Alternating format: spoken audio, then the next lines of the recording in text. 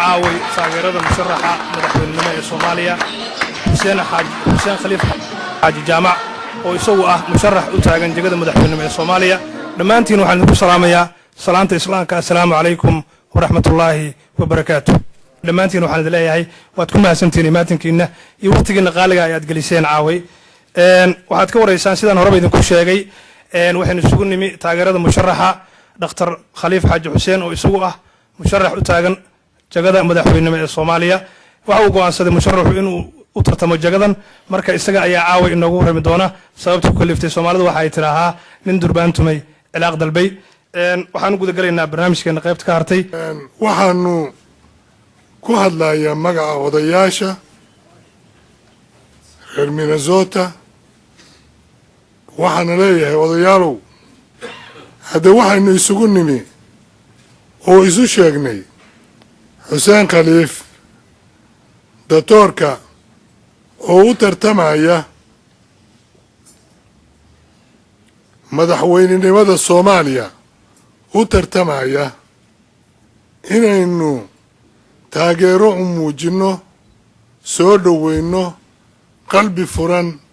gacmo furan aynu Minnesota ugu soo dhaweyno ayaynu isugu nimi Khaliif waxaan u maleynayaa haddaan mar odayaasha iri odayaashu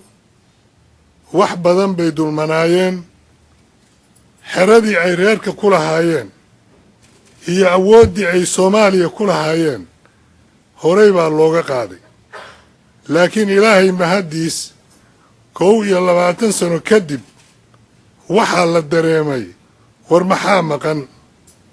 xaggee waxayna kaga jiraan allayle odayaashii baa la tebay odayaashii waa arkaysaan oo maanta 135 baa xamar fadhida oo magaca odayaasha ku talinaya Soomaaliyana taladoodii la yiri idinka ayaa mas'uuliyadeedii qaaday odayaalow reerkii waa kaasi u taliya waxaan ilaahay ka rajaynayaa ilaahay odayaasha inuu tawfiiqda waafajiyo nin kasta la soo mar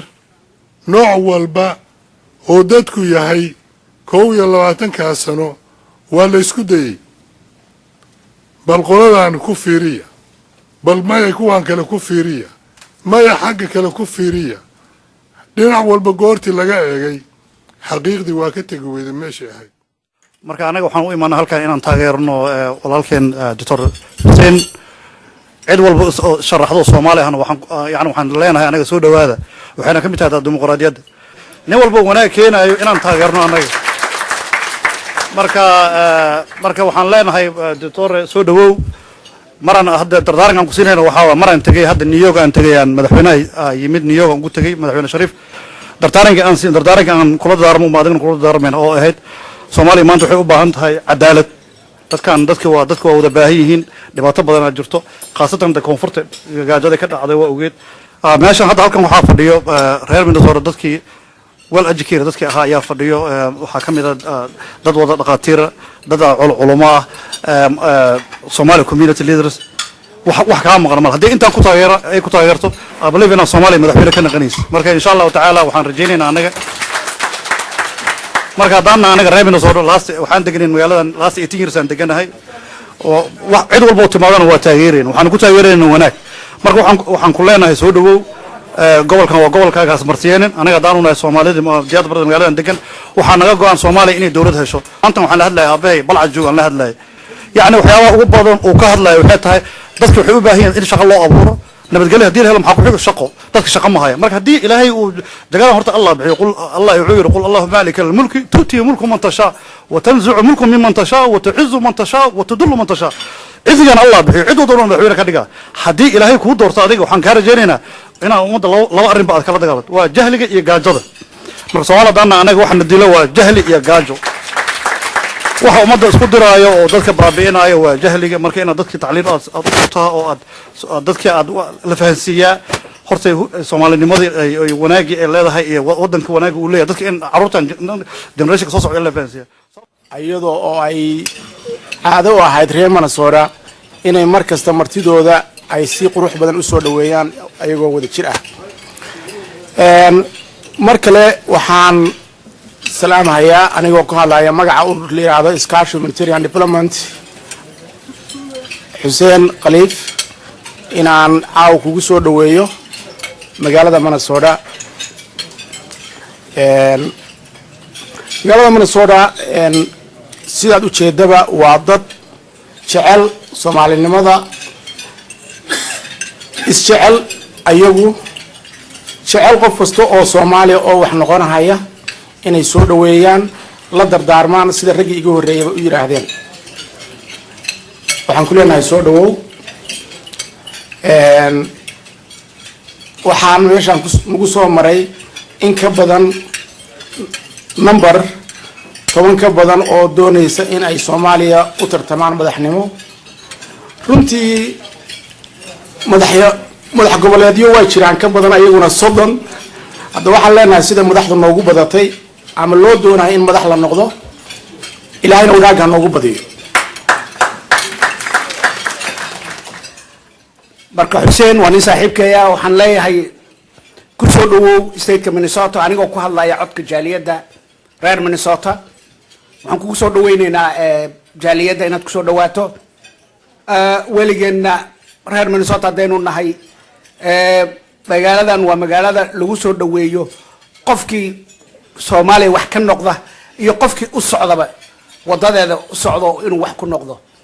labadaba waa lagu soo dhaweeyaa magaalada Minnesota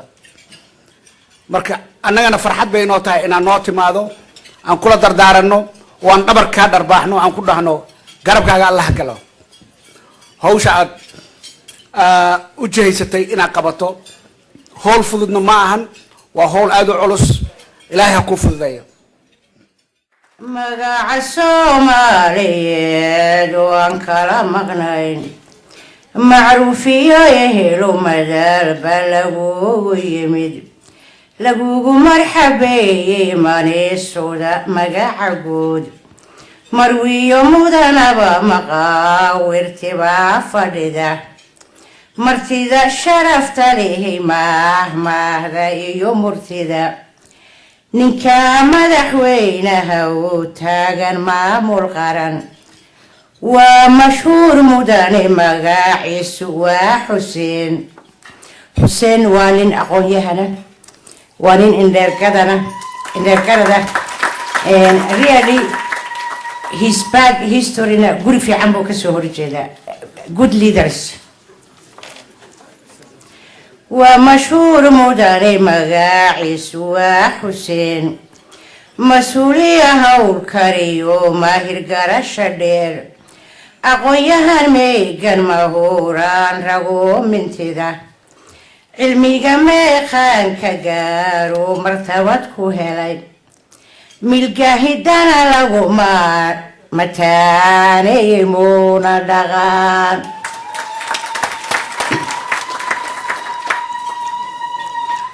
misala wanaagsan baa noola muuqataa markii taariikhda la eegana iyo waxbarashadaada iyo meeshaad ka soo jeedid misaal fiican baad noola muuqataa marka ilaahay waxaan ka rajaynaynaa kii xilka ku guulaysta inaad noqoto misaala wanaagsan baa noola muuqataa madaxdii qaranka iyo nin muutaysta mowqif sare ma dhaafaan inaad tahay baan ruuxna maagi karin murtida iyo hadalka muhiimkiisa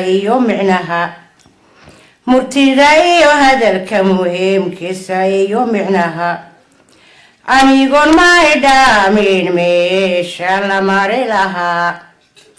wixii aad muhatidu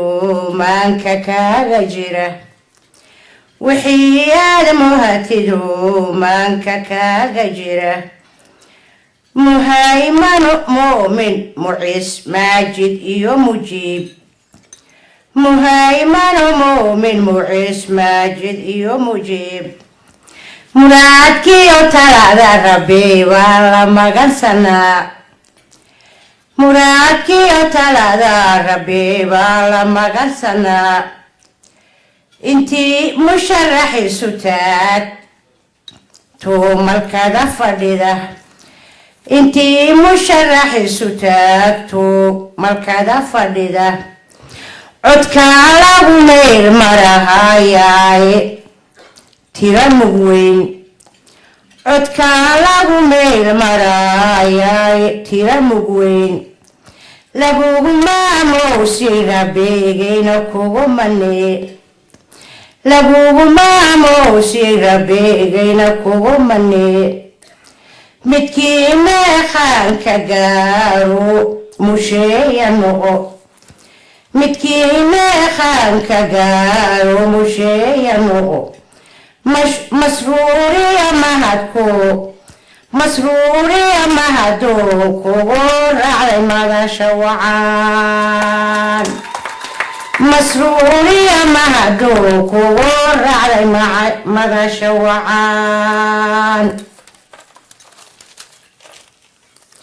سلسلة دبر كساب ليدا فيرها سيقدو مها عدكيو ميشا صوتكم مرو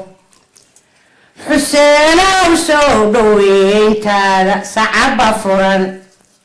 سلام كسو صوفتينيات صافي صدريقا سوكيا ولبوغو سوريا يسومات كالقعال سلسلة دبر كساب ليدا فيرها سيقدو مها عدكيو ميشا صوتكم مرو حسين وسودوين تالا صعب فرن سلام كسو صوفتينيات صافي صدريقا سوكيا ولبوغو سوريا يسومات كالقعال سلام سميع سميدو إلهي ربي بساتره سماوات كي أرلدا سلبي جنيا سيف سيو نور سريا بار سلسلة هوبي يديو بورا ليدا سري سرع بير ما يوجيدا سمار تدالا بدا سفن كيو مراكب تودا سعدان سمي القرح جيو ضيحا نور كسارا يهي صلاة دفر ليو سمنا وساعدها وقتها سبحان الذي كليو سجود مدن ربي وسياه صادا شيء بريدا سيدي نغتب إلى هذا سؤالنا صبح واغو بريو ساعة مالنتي صبح واغو بريو ساعة مالنتي وسلام دوني دواري ما سياسة وسلام دوني دواري ما سياسة مربي سمدا عركا كودي تاسرير وسلام دوني دواري ما سياسة مربي سمدا عركا كودي تاسرير قف بي سايدا يوسم بيري ريح وقدرتا وصدح راسي وكتور تصندق دولكا. Political game is not easy.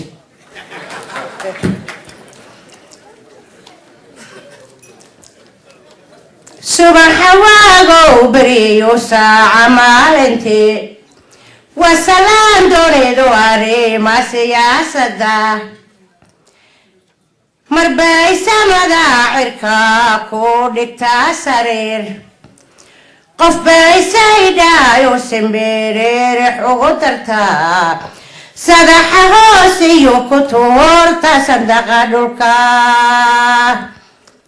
sariican ajiiban sahlaan sawdka doorashada sariican ajiiban sahlaan sawdka doorashada siyaadada codadka tiraa koobka lagugu sii sariican ajiiban sahlaan sawdka doorashada siyaadada codadka tiraa koobka lagugu sii intii safka taagan Soomaali ugu sarreey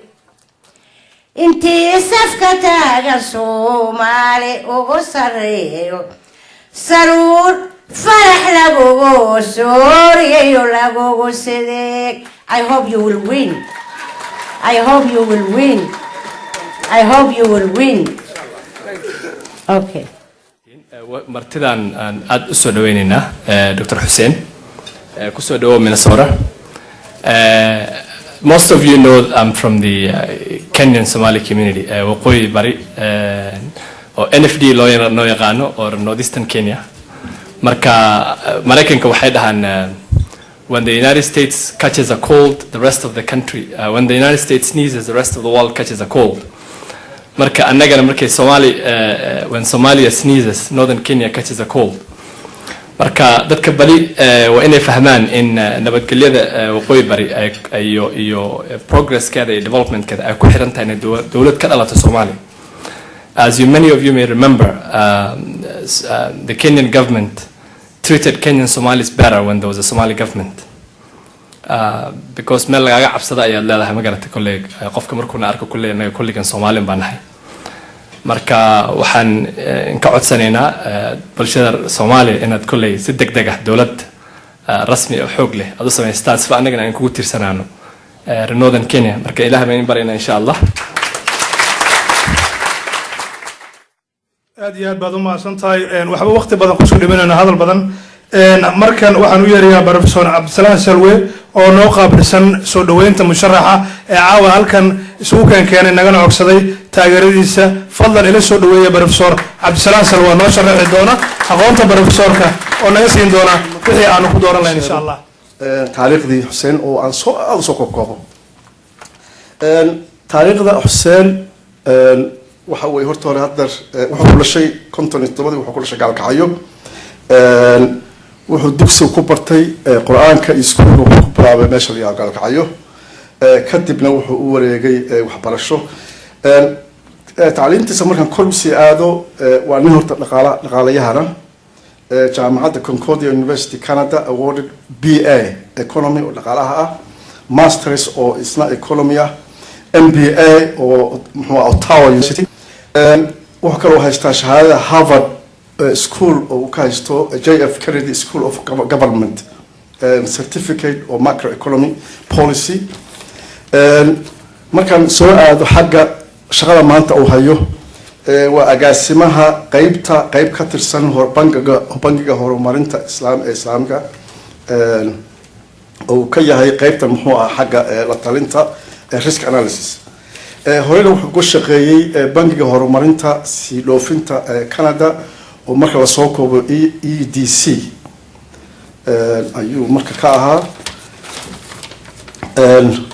runtii wuxuu soo qabtay shaqooyin aad u badan marka waxyaabaha kan hadda halkan CV-giisa ku xusan marka aad fiiriso runtii waxyaabo dalku u baahan yahay inkastoo qof kastoo wax yaqaan xataa qofka yaqaan sida kabaha loo tolo ama shaar loo tolo Soomaaliya u baahan yahay waayo burbur baa dhacay burbur ku dhaco meel kasta qofka cirbada yaqaan sida loo tolo qofka ma taqaan wax kasta waxa qof looga baahan yahay qodobkaas waxa weey waxaan ku soo koobaya CV-giisa qof saddexaad oo aad muhiim ah xiiseynay waxay tahay muxuu ahaa Somali leadership marka hogaaminta Soomaaliyeed iyo burburka uu gaaray wax badan ka ormayo odayaashii baa aad u tilmaamay waxaan sax xusuusta qodob aad u muhiimsan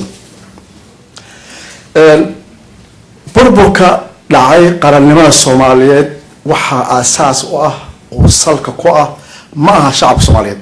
waa madaxnimada xumada Soomaaliyeed hogaan xumadii Soomaaliyeed baa waxay gaarsiisay qaranka inuu burburo hogaannimada xumadii Soomaaliyeed baa waxay gaarsiisay ilaa maanta oo 20 sano ah oo raggii madaxda ka ahaa burburku tusan cinda kaliya ee dood maanta male inuu waxa eeda iska leh kuwada jooga oo ilaa hadda gaari waaya inuu soo qabtaan oo aslaxaan haddii marka ay tahay halkaas burburka maanta waxaa la joogaa qayb la leeyahay transitional oo waxaa la yiri muxuu ahaa in la sameeyo dowladdii joogtada ahayd proposal hadda aan xusuustay oo rag dhowr yar aan mataqaanaa kala sheekaystay oo dhahaysa madaxda Soomaaliyeed oo transitionka waqtiga kala wareega jooga hadda waxaa jooga oo ugu weyn waxa weeye muxuu saddexda nin oo Sheekh Shariif iyo Sheekh Ahmed iyo Shariif Xasan iyo Dr. Abdiwali Professor Abdiwali saddexda ugu weyn iyo madaxda kale markaa kamid ah waa dadka transitionka ah proposalku wuxuu ahaa dadka madaxda kamid ah oo transitionka hogaaminaya inaysan ka qayb galin ama noqon sharaxaale dadka muxuu musharaxin proposalkaas waxaa soo jeediyay hadda ka hor Xasan Calmire Dr. Xasan Calmire proposalka Xasan Calmire wuxuu la jeeday wax kala ma ahayn fikirka maalmahan bay ugu dhalatay anna aan jeclaa inaan wax ka qoro hadii ila hadmo aan publish gareeyo waay sababtu maxaa keenay in la yiraahdo transitionka dadka madaxda ka ah inaysan is sharaxin waa wax aad u fudud laba qodob markaan ka eego horta waa marka ugu horeysa qofka refereega ah kubadda marka la ciyaarayo qofka frimbiga haysta la yiraahdo marka frimbiga haysta referee baa tahay labada koox ciyaaraysa kala ilaali de marka isaga uu noqdo qofkii ciyaaryahanka ahaa wad garan kartaa dhibta imaan karta haddii goolkaas la dhalanayo isaga dhalanaya sababta waxa weeye waa goolyahankii qofku waxa weeye ciyaartooyga ahaa marka taa waxaad moodaa waa qodob daacadnimada dhanaanaysa horta waa qodob qodobka labaad oo muhiimka waxa weeye meesha ku jira haddii uu yahay musharaxii qofkii madaxda ahaa oo transitionka sameynayay maxaa imaan kara dhinaca positive and negative ka wax fiican iyo xumaanba dhinaca negative waxaa kamid ah waa nin sharaxaya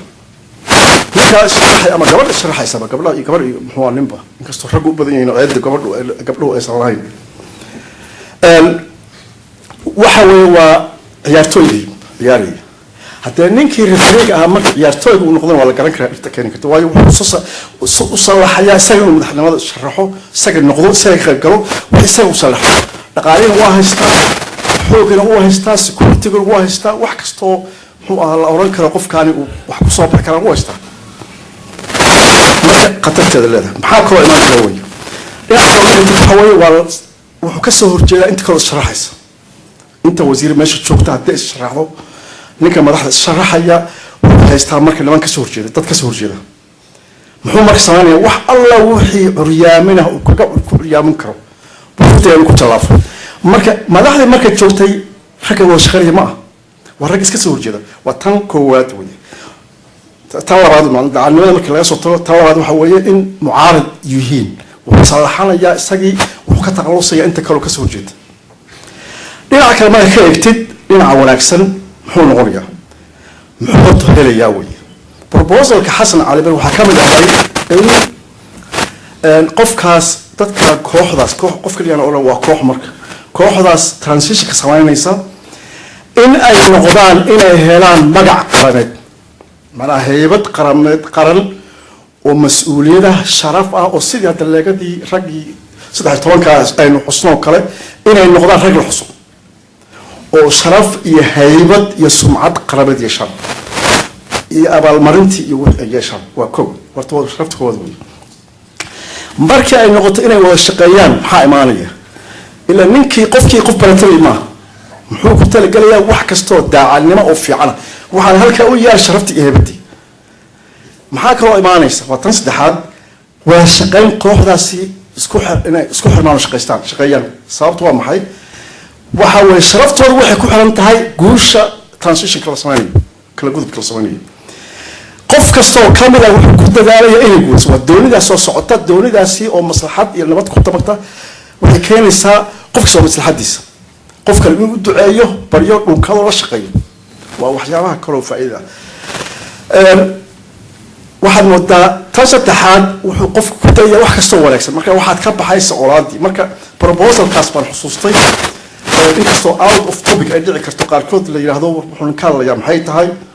miyuu wax kale akhriyay ma academic writing buu samaynayaa baa dhici karta inuu laakiin waxaan kala jeedaa waxa weeye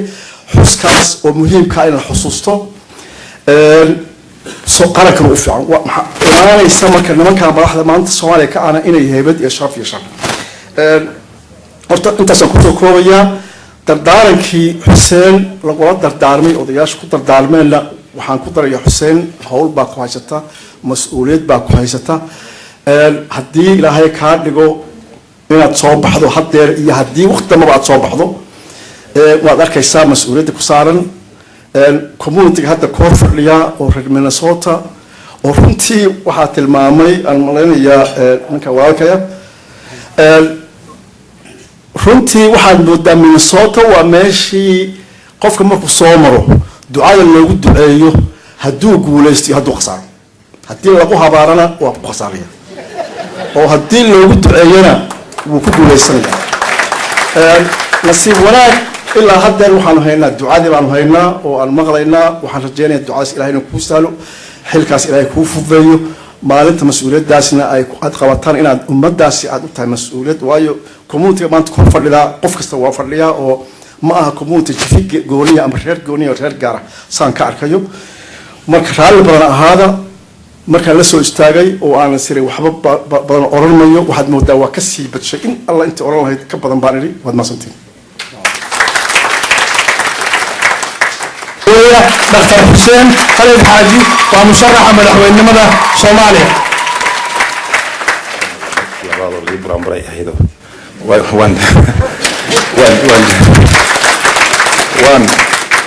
waan jiriirooday marka laakiin haddii hawshan ku socoto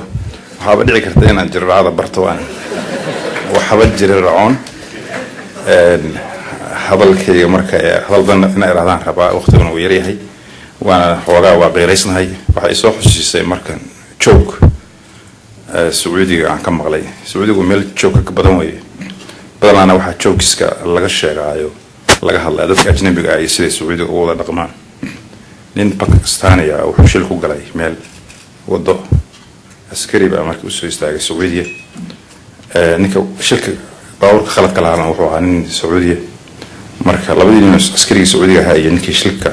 galay oo sabay baa Carabi ku hadlay Pakistani marka uu iska dhageystay oo iska aamusay dushiisa laga sheekaystay wuxuu dhan asaa in la saarayo arkay oo iska aamus nin kale u yimid oo yiri maxaa hadda weedo meesha waa aamusanta wuxuu wallahi ana hina fi kalam kathir laakiin hina ma fi marka yani hadal baa ma rabaa iraado caawa runtii laakiin fursadu way iska yartahay waana qiraysnaa raalaha laga haado arrintan waxaan kaga dhawaaqay 31 bishii May Jidda oo ahayd magaalada anagu aan muddo ku noolaa waxaan ku noolaa Jiddo 15 sano iyo jajab intii aan Canada ka tagay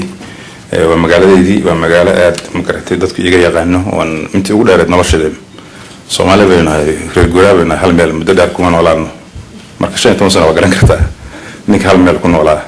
inay ahayd meesha ugu badnayd nolosheeda ahayd marka ayadan ku beegay inaan kaga dhawaaqo intii dalka aan runtii jeclaa inaan gudihiisa kaga dhawaaqo laakiin way suuray weyday waxaa la yiri ma tagay meel ay rabtid kuguma simo waxaan khasab ku noqday inaan kaga dhawaaqo meel dibadda markii magaaladii aan ku noolay aad la iga taageersanaa baan sidoo aad u fiican oo Soomaali kala gedisan ma sha Allah hatta kuwa waxa ka soo qayb galay Soomaalnimada waa ka soo horjeednaa oran jiro saaxiibaday waa yimaadeen ma sha Allah marka Jidda ayaduna waxay kala gaaray waa ahayd كلية بقى ترتمع كجدة معنا كنديدي جدو صعدة وأنا كلية من صوت طبعا من مالها كلا أصلا مري حق بقى ولا ترتمع يا مركز جدة أساسي أي مهم يقول تاي عندنا ورنت إنك سيد هردان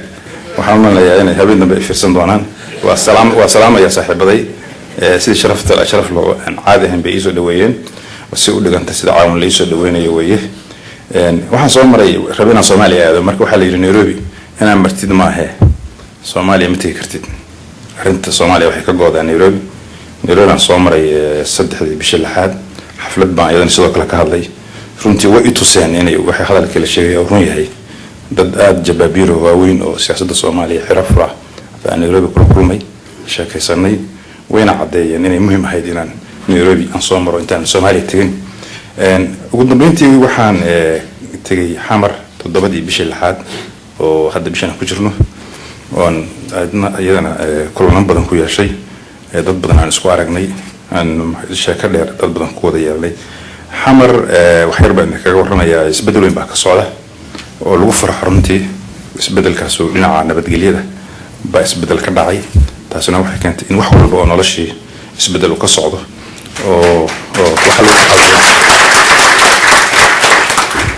waxa xitaa isbedelay maaha aragtida physicalka oo xamar fikirka dadka marka la sheekeysatid dadku hore waa ka gedisan yahay waddanimada moodo aan soo noqonayso isjacaylkii dadkii sida lagu soo dhaweynayo qadiyada marka ka hadashid qadiyada hadda laga hadlayo oo reer baa laga hadli jiray iyo annaga bulo xofteen reeraray waxa laga hadli jiray hadda marka dadku dhageystaan ka hadashid qadiyado xaq sida nabadgelyada dhaqaalaha musuqmaasuqa waxyaalaha marka ka hadashid dadku aad bay kugu soo jeesanayaan oo way taabanaysaa marka ana waxaan qabaa inay soo dhowdahay waqtigii waddanimada Soomaaliyeed ay adkaan lahayd oo horay loo dhaafi lahaa wixii ina halakeeyay Minnesota annaga American soo gaaray marka sidii Kenya loo yiri xamar uma geliso isbaarada ay ugu dhigatay baa la yiri Minnesota ina martid maahe North America ma waxa kala soconayaan waa kan waynaga caawin horjooga runtii waana indhaha ay soo baxay waan arkay waxa la sheegay inaysan buur xofteen ahayn inay dhab tahay Minnesota magaalo muhiim ah oo Minnesota gool weeye Minneapolis waa magaalo muhiim ah oo dad badan oo Soomaali ku nool yihiin inkastoo anigu reer Canada anahay baasaboorkan ayaan haystaa yarhay waa ka hinaasanahay oo ka Chelsea baan ka qaadnay oo Toronto waxay ahaan jirtay meel Soomaali ugu badan tahay marka dadkeena inta ku soo xadeen oo hadda waxa la yiri 40 dadka halkan degan waxay ka yimaadeen Canada taas xoogaa hinaasi waa jira laakiin waa meel aad ugu faraxsanahay inay Minnesota u tahay muhiim Soomaalida North America degan iyo Soomaali weyn waxay ku dhisan tahay sida amridu ka hadli doono waxay ku dhisan tahay dibadda lacagta laga soo diro iyo dhaqaalaha dalka oo soo gala wax ka yimid dibadda waxaan umaleeyaa Minneapolis inay tahay Minnesota ay tahay meesha ugu xoog badan dhaqaalahaas dadka dibadda ka yimaada oo Soomaaliya soo gala dib aan ugu noqdo xamar digitaankeygii waxaan haaminayay aan ku dhawaaqay inaan ahay musharaxa madaxweynaha qaranka Soomaaliyeed marka waxaan awla iga ahayd haamin hadda waxa ii muuqata rajada aad igu siyaaday oo waxay u maleynayaa inaan higsan karo baa igu soo dhacday marka arkay duruufta dalka taala iyo dadka fikirkiisa iyo tartamayaasha dadka aan meesha isugu nimid aan ku arkay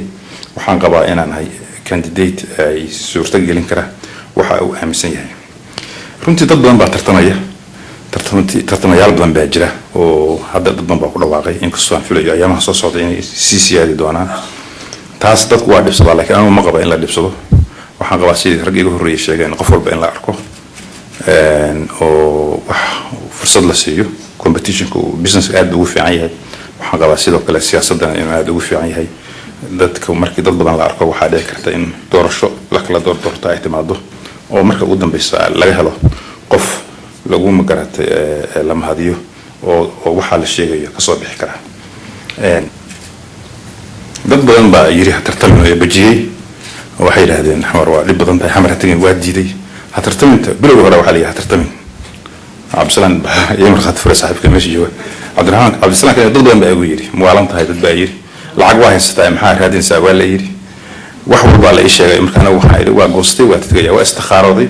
Sacuudiga meel dhaqan bay leedahay ilaa hadalada language-ka dadku isbedelayo meesha aan ku nool hadda waxa la yiraahdaa waa la istikhaaraysta marna waxaan ku yiri waa istikhaaraysta meel laga mara marka ma jirtaa la iska daayin kan waa istikhaaraystay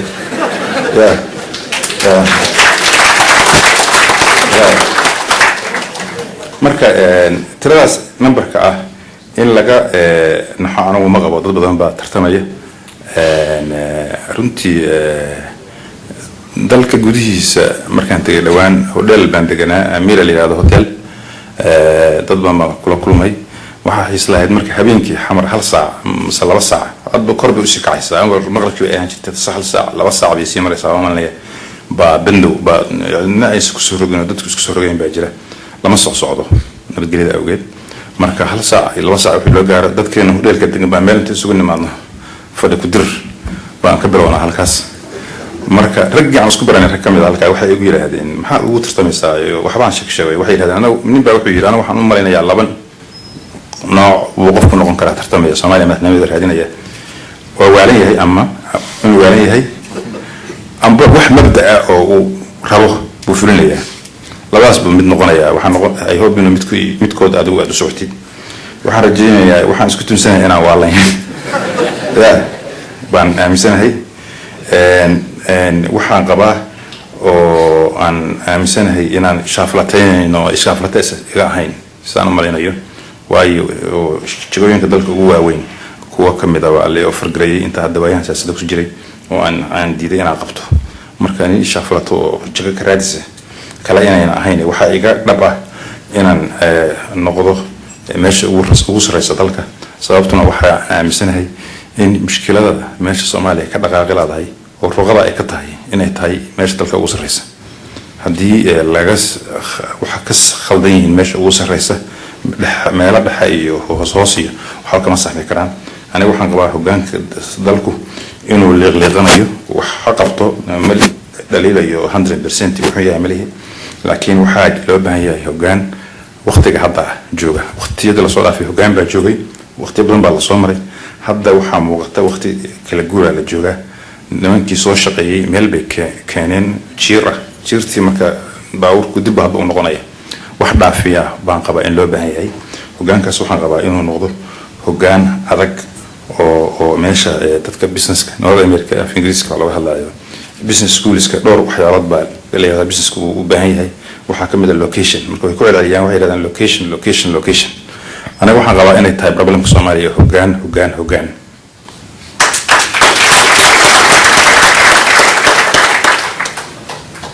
hoggaan adag oo ma garatay oo adeeg kaliya ma aha wax aaminsan oo keena waxyaalaha hadda jiljileeca dalka keenay oo mashaakil keenay waxa kamid ah amaan xumo amaanka in la sugaa dalka loo baahan yahay waxa loo baahan yahay in la maareeyo maaliyadda labadaas qodob isku xiran weeye inuu hoggaanku u leeyahay karti uu ku maareeyo maxaa la yiraahdaa nabadgelyada dalka iyo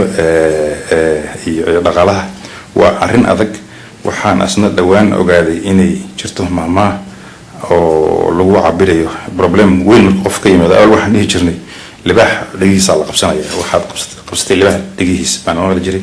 waxa hadda maqlay maama oranaysa oo tiraahda rag mawd maahe wax kasta oo kale maaree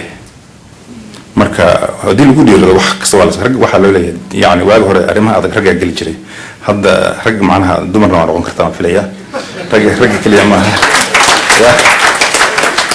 ingiriiska man way noqon kartaa dumarka rag loo isticmaalaa filaya meelaha qaarkood marka rag iyo dumar hadda taas uma kala sokeeyo waxa loo baahan yahay in dhagaha la qabsado arrinta Soomaaliya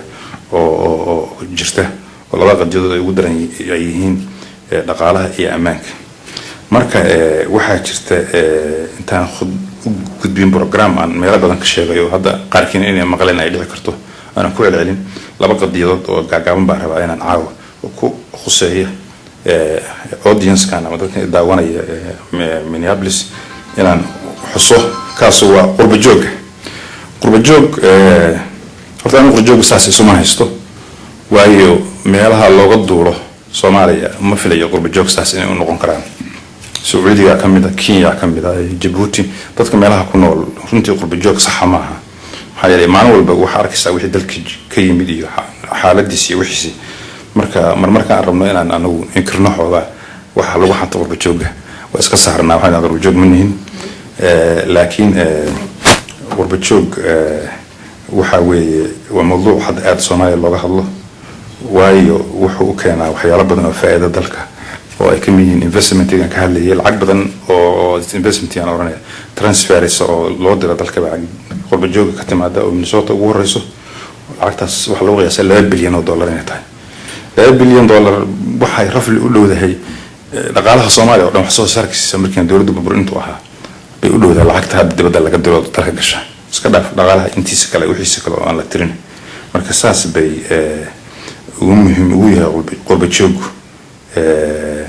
dalka Soomaaliya iyo noloshiisa sidoo kale qurba jooggu waxa isna uu leeyahay waxyaalo muhiim ah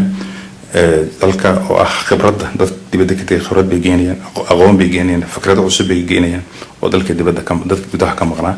laakiin xam badan baa jirta waan rabaa in aad la qaybsado afka lagu hayaa nimanka qurba joogga ah waxa ay leeyihiin dadka gudaha ah waa boosri xasin ugu sameeyeen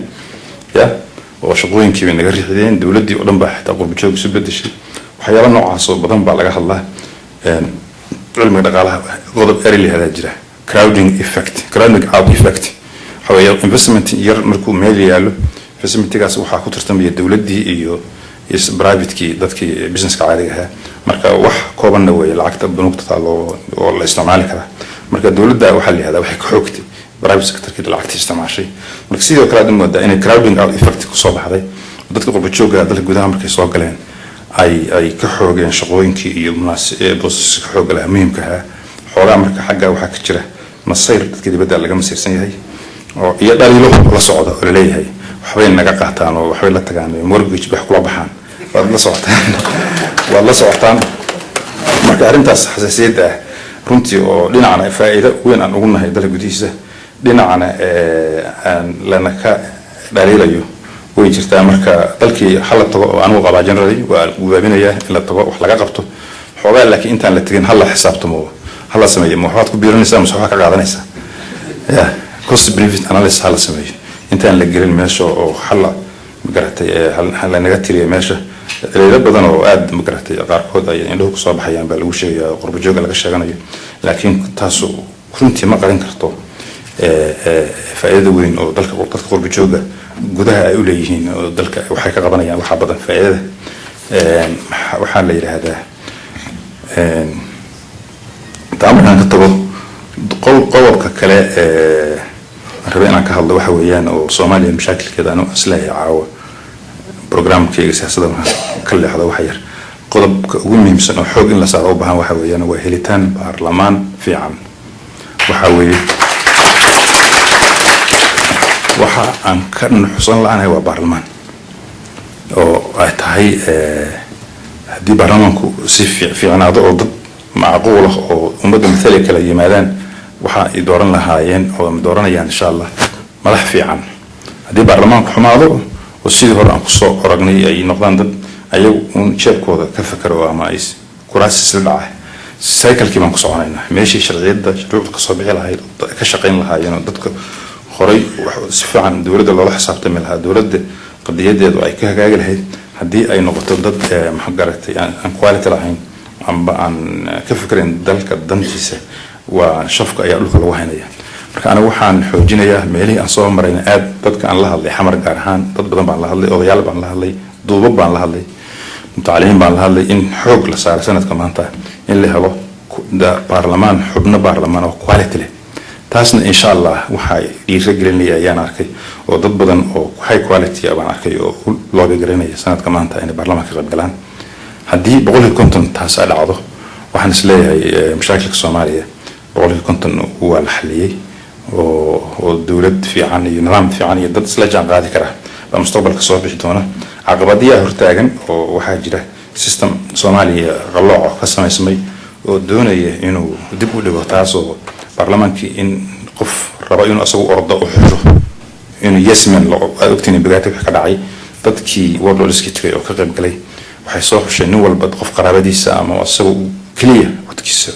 siinayo cid kale codsiin kareen taasina waxay keentay inay baarlamaankii quality soo dhacdo sidii oo kale hadda ma jiro warrool xasbay laakiin siyaabad aad la socotaan aad ogtiin baa jira dad siyaasiyiin ah raba inay ayagu doorashada galaan baarlamaankana xushaan halkaas waxaa ka soo muuqda xoogaa cilada waxaa la isku dayayaa hadda soo dadaalo taa in looga hortago laakiin waa qadiyad jirta oo runtii rabta inay arrintu si hadda tahay ay ku socoto ama statuskooda in meesha lagu sii hayo baarlamaanka muhiimad buu leeyahay idinku muhiimad baad war walba ciyaari kartaan ama Minneapolis jooga ama gudaha dalka fartiimo u dir ama la hadla waxaa idinku dhiirigelinayaa inaad ka qayb qaadataan ololahaas ah in la helo baarlamaan fiican Soomaaliya la helo oo dad fiican la helo cid yartaan ha doorteen laakiin dad fiican haddii qofku meesha joogo parliamentarian dadkana waxa uu tarayaa dalkana waxa uu tarayaa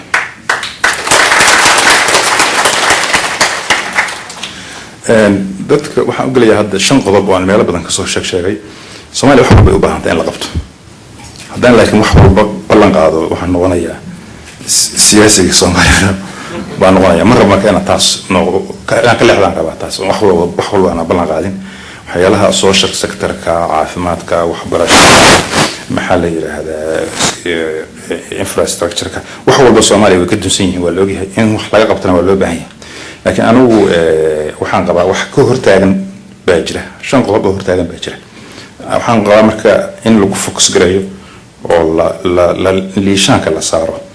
qodobada 5 ah markii lagu guulayso qodobada 5 ah baa waxa loo gali karaa kuwa ridada dhexe ama waqtiga dhexe la gaari karo oo waqtiga badan u baahan macnaha immediate maxaa la yiraahdaa goalska ama aniga aan xoog saaraya waxa kamid ah number 1 in la helo nabadgelyo nabadgelyo waa problem wax walba dhaqaaqlayeen afwan oo ay raaliga hada nabadgelyadu waa qodob muhiim ah laakiin waxa muhiimka ah hoggaan la helo marmar baa runtii maskaxda waxay u fikraysaa qodobka koowaad waa nabadgelyo laakiin waxaan intaan isla nafteeda isla doodayba waxa ay soo baxday in nabadgelyadu hoggaan u baahan tahay haddaan hoggaan la helin nabadgelyo lama helayo waa digaagii chickenkii iyo eggii la sheegi jiray weeye ama digaagii iyo ukuntii la sheegi jiray keelabooda bay noqonayaan kasoo horeeya way ahaa bay noqonayaan nabadgelyada iyo hoggaanku marka hoggaan adag oo waxana diida waxana ogolaada baan qabaa in Soomaaliya ay u baahan tahay anigoo aad isaga ilaalinaya inaan ku tigtigto hoggaankeena hadda dalka haya waxa badan in wax walba ama la yiraahdo ama maya isku mar la yiraahdo qof hoggaamiyaha waa inuu wax diidaa waxna ogolaada ay soo ku dhisay macnaha base garanaya ama arintaas ku salaynaya qaanuunka dalka iyo damiirkiisa iyo wax walba hadda waxa arkaysaa waxyaalo badan oo ma garatay iska socda waraaqo badan iska socda dad la isaga magacaabayo garaado badan oo la iska bixinayo ayadoo wax lagu salayn waxa rabta hadda xaar waa ka helaysa badan kooda waxa isleeyahay arrimo siyaasadeed baa wada siyaasadda soo socota hadda socoto waqtiga lagu jira drive garanayo keenaya laakiin inta qof warqad wato oo diplomat baan ahay iyo inta janan labisan ilaahay idin tuso ma garateen taas macnaheedu waxa weeye ma joogo Soomaaliya hoggaan oran kara qofkan janan ma la siin karo because of this waxaan walay Allah naxariis aadan Abdullah Usman baa in loo keenay Soomaaliya oo la yiri waxa loo keenay dalcad janarnimo korneela أنا هذا النوع ويا سومالي ويا أنا عبد الرحمن أنا عبد الله السنان الله نحرس وراقد وحقوق رأي وأفرتن تجرب نكوها وأب ويريا سجنا الله بدو وحكوا أنت صوري بس تبغوا عليه وين الشقة السيء ومن كم نوع الجنان وحلو بني مركانين إلى هذا كان سكول مدرجان جنان من نقطة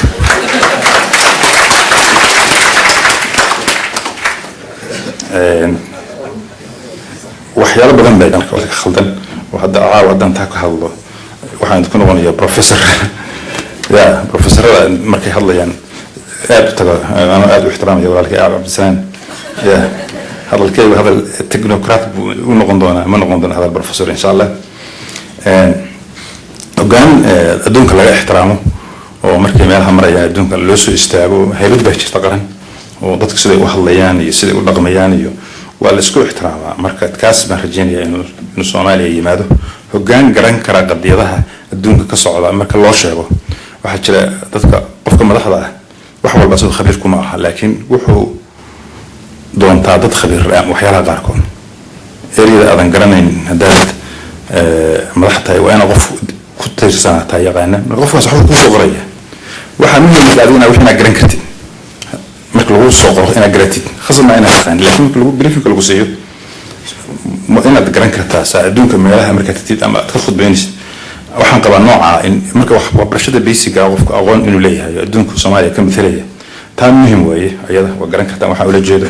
faahfaahin si ka sii bixin mayo hoggaanka anigu waxyaalaha aan sheegayo waxaan isleeyahay waxa ka qaban kartaa oo wadaad baa waxa la yiri in macallin biyamaalow miyaa la yiraahdaa sheekh biyamaalow oo khaldaya macallin biyamaalow baa la yidhi macallinow waxbaa lagu sheegayo awliyaa taa la yidhi maxaa ka jira wuxuu ku jawaab la yidhi dadkuna waa leeyihiin annaga waa istuhmaya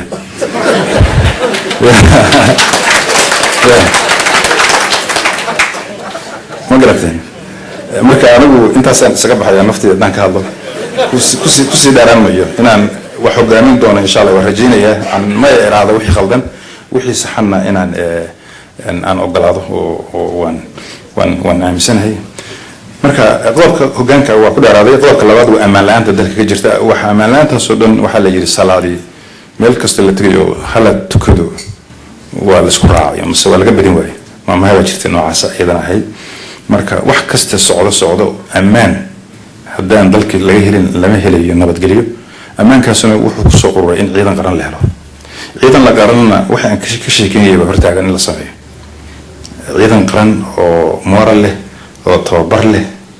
dibadda loo qaado dad lagu soo tababara dadka la soo celiyo mushaar bay waayaan iyaga dadka dhaca marka ciidan qaran in la helo oo dalka badbaadiya oo u noqda badiil ciidamada gudaha dalka hadda jooga oo shayada dalka xoogiisa gacanta ku haya badiil u noqda saraakiil Soomaaliyeed oo tayo leh ay madax ka yihiin baa muhiim u ah si loo helo ciidan qaran anigu ilaa xad ma istuunsanahay waa tababar ciidan oo kala gedsan baan soo qaatay waxaan isleeyahay dhinacaas waa ka fahmaysaa maaha dhaqaalayahan inaan ahay dagaalyahan ana marka waxaa dalku leeyahay saraakiil hore aad u qiimo badan oo qaarkood ay bilada ku qaateen ciidamada hogaamintooda iyo magarata iyo hawlaha ay soo qabteen waxaa loo baahan yahay marka in ciidamada lagu dhiso professionalism aan lagu dhisin reer iyo maxaan ku raahdaa sheeko gaagaaban ee ciidan hogaamadii sidii Daawud Cabdille xirsi oo kale dad u dhigmo oo kale in ciidanka qaranka loo raadsho oo tayo leh oo integrity leh ayna saako lagu hogaamiyaan qabaan anigu taliyaha marka madaxweynuhu waa taliyaha ciidamada qalabka sida duusan asagoo marka fikir fiican ka haysan ama uusan saas u arag ciidanku ma dhismayo waa in loo helaa marka ciidanka waxa uu baahan yahay iyo moralkiisa waxyaalo badan oo in la ilaaliyo u baahan baa jira haddii ciidanka mushaar loo waayo ciidanku qoriyihiisu gadanaya ma ku dagaalamayo ciidan qoriisa gatayna iyo discipline male dadku dhacaya xagga qodobka saddexaad oo ku dheeraanaya asna waa musuqmaasuqa waan ognahay musuqmaasuq aad u badan baa qaranka ka jira waxaan iraahdaa ereyga san isticmaalaa musuqmaasuq baa ka tifqaya maamulka dalka ka jira waxaa caddeyn u ah raboorkii ka soo baxay xanta Soomaaliya waxa maaha iyo lacag buu haystaa intaas milyan buu haystaa iyo guri meel ba ka dhistay waxa ka hadlamay raboor document la weeyay oo World Bank uu soo saaray in dalka lacagtiisa la dhacay taawin ognahay waxaan isu sheegaynaa maaha World Bank uu iskama qoro wax dad baa weydiiyay maanta asaa laga sheekaysanayay wax ayna soo baarin inay iska qoreen anigu ma aaminsani waxyaalo qiyaas la khaldi karaa waa jirtaa ama qof lagu khaldani karaa waa jirtaa laakiin raboorku wuxuu ku beesgaraysan yahay aqoon iyo baaris iyo waraysi badan oo la soo qaaday uu ku beesgaraysan yahay marka waxaa muhiim ah in dalka laga helo in la diido in wax la xado hogaanka waa inuu san waxadin maaha inuu san waxadin waa inuu diidaa inaan wax la xadin dad waxaa jira waxaad maqlaysaa ninka la asoo wax ma xado laakiin ishuu ka qarsanaya in wax xadaya taas ma aha responsibility baa ku saaran adigoo madax haddii ninkii kaa sirreeya aad ogtahay inuu xadayo inaad ka yeeshid inuu xado ama u sahashid khalad weeye isu dambi baan u arkaa inaysan ahayn marmarsiyo hebel asagoo wax ma xaday hebel baa wax xaday marka ana waxaan qabaa dhaliisha dowladda weyn oo dowladda oo dhan bay arrintaas ay wada saameynaysaa aniga haddaan hoggaanka qabto waan la dirirayaa musuqmaasuqa tooth and nail idinku xogaa af ingiriis ilaa ku dadaran maaha aad waxaan fahmaysaa baan malalaya marka I will fight corruption tooth and nail baan leeyahay dan si kale u yiraahdo ninkii wuxuu hayay la waayo ninkii wuxuu hayay la waayo asaga la waayay waa inay dhacda taas waa in dad lagu faargareeyaa shaqada lagaga cayriyaa haddii ay waxadaan ma aanu aragna ma badna waayahan dambe qof baa wax maqlaysa waxa uu xaday corruption buu galay wasiir meeshiisu iska joogaa kuwa kiisuun lagu qofna lama orag shaqada laga xiriyo waxa way waxaad markaa laakiin shaqada looga cayrinayo hadal buu yiri iyo hebel bay isqabteen bashada looga cirinaya laakiin wax tuugo wax looga ciriyo mayna arag taas anigu waa ku dagaalamaya inay dhacdo haddii awood aan taladan gacanta ku qabto in system horta la helo madaxweynaha asagoo dowladda mana ciriyo ma aha shaqadiisii inuu qof ciriyo la kala qabto madaxweynaha iyo wala wasiirada laakiin waa in system la helaa la isku raaco mabda la isku raaco barnaamijka lagu xisaabtamo haddii wax la hado وقفك وحدا وإنه قيمه البحية وإن سيستم لو شغال وأنا قف وحضي وتوجهين وسنسوق للدولة مال مهم اللي يجيبين وحياها سبعني ما ضحية كفكرية بكجرة برهنا إن لا يقول حسابتهم وأدي وديسان بنديار وحي قلبك كلا وإن له أفراد وإلى لنت الشرعية يسرين تعدالة هدي أنقرن أن عدالة وسم يلن قرن من نقنقره شرعية دولة شرعية وسرية ودستور قرنك هذا المدحوينها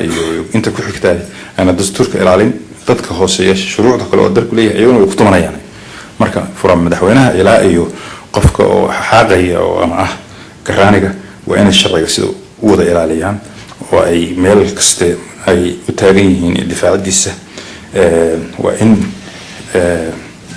عن وحاجات أنا يقول لي إن قبيلة وكهذا يعني إن شرعه وكسر وأد وهذا متسرية ونقطة شرعه مرايدة ذلك حاجة أو لقى أجنايو دان صومالنا هاي وحنا عبنا هاي عدالة هذا شرعنا واجبنا وحنا يلا حوار يعني contradiction هاي ودون أن كذا جدي سنة أنا عدالة هذا كقيلسين هدي قبيلة وسمية بوس الودي وحبها حاجة نسا وغير نسا أنت ملك سولات بغف أورانيساني ويفوتيو وحنا شغلنا مسيء أما وح يأحو وأنا كقيل نسا عادينا لواس contradiction كهذا صومال حدين ولنا هو نوعبوي مركا وإن قرنمو لما جاريو هذا أن عدالة يشرع وعين سرين تعاقبك وحي عواقب قدام بيا وقبيلة وأنا وحوك أنصاريو عبد الله السلطان تيم عبد الله محرس وحاو كتجي ولا يراهدو دكسي ملا قبيلة دي واحد مسمويه حد مداني كاس إنه دراسي صوماليين قبيلة دي مدنت وين عري وين جد أنت دلكي قبيلة بدلك دي مسيرنتي يهجان حمو وأسوطان لا بيس وتوي مركو أنا نقرنا إن قبيلة دو أي بروبلم أنا قلتها أكس شو رنتي وعذر عذر عن قرصاني ويا وإن كلنا مرة قرحت قارك حوليين بدنا قبيلة وحلو قيبين أو محلو بحكلام له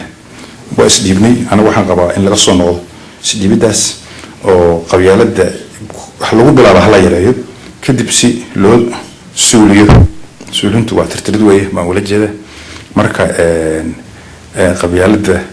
وحيت هاي مشكلة أنا حسيت أنا قرنا وياه وأن أنا لا دجالنا أي مهم طهي أو على قرصن يعني بروبلم تاع أنا قرتوي مركا بروبلم أدا حنوسنيسي حنون كدا قرتي واحد قرتي نص أنا دودي ساس كدويس لكن هذا increase state of denial بعد كنت أنا في إنجليزي ده أمي قلنا لكن دقن ده كجرنو ولقين ما دافن حال كنسرية أنا مركب وحن قباه إن لقى استراتيجية اللي يقولوا فكر كقبيلة إن قاعد لقول إسه إن دولة شغالة هذا أقول لقوحه إن قبيلة لقوحين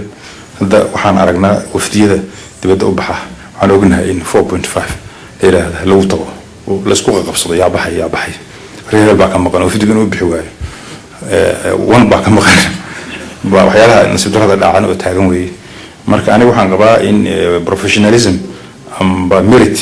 شغالها الدولة اللي هدي لو بردين أيوه قبيل اللي هو بردين النقطتين اللي هو بردايو ضدك لقيت البدنية هي يدمرك إن النقطة إن يشام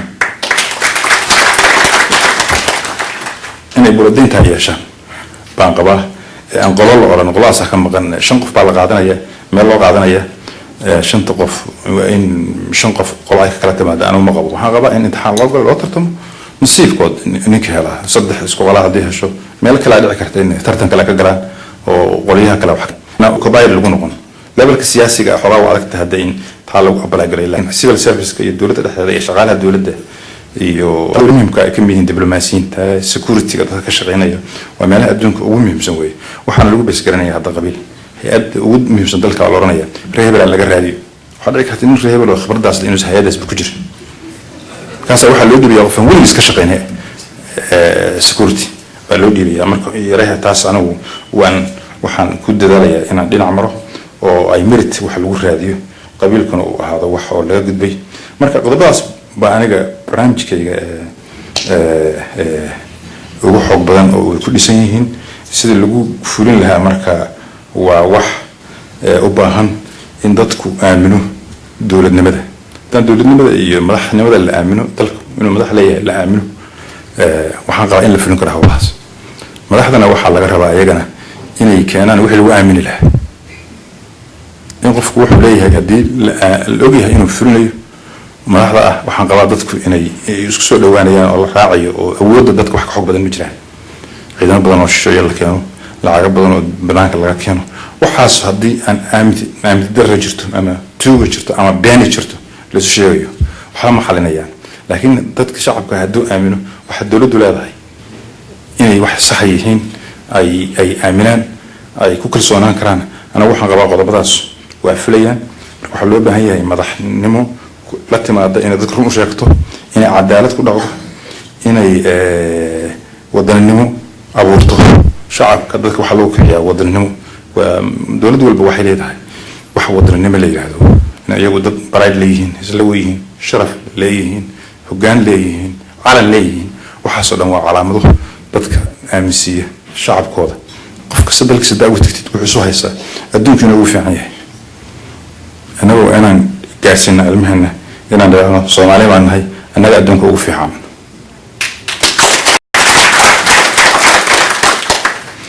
marka hadalkii waa soo dhameynaya waa idinku dheerayaa oo malinaya dhowr su'aalood baan aqbali doonaa yeeli doonaa inaan ka jawaabo marka inaan waxa noo haray waxa weeye waxa sheegayno dhasan fulinaysan la ku aamino tirada ereyga baa ugu daran waa la kala aamin bax inaan galgalno baa loo baahan yahay dadka madaxda Soomaaliya jooga si loo aamino waxay leeyihiin inaan galgalno si naloo aamino ninkii yiri bent sheegi jiray oo la yiri lagu aaminayo waa galgalanaya la aamino حاليا طبعا نفس ويسان ان شاء الله الهينا ما قرتي هادبت توصل نغتوسيو aad baan idinka mahadcelinayaa soo dhaweynta sharaf kale iyo dhageysiga iyo ma garatay iyo dulqaadka oo dulqaadateen wixii aan ka tagayna waa ka tagayo meel kale inaan ka sheego ma hadda waana dhaaftay waqti waana ku socdaa waana mahadsantiin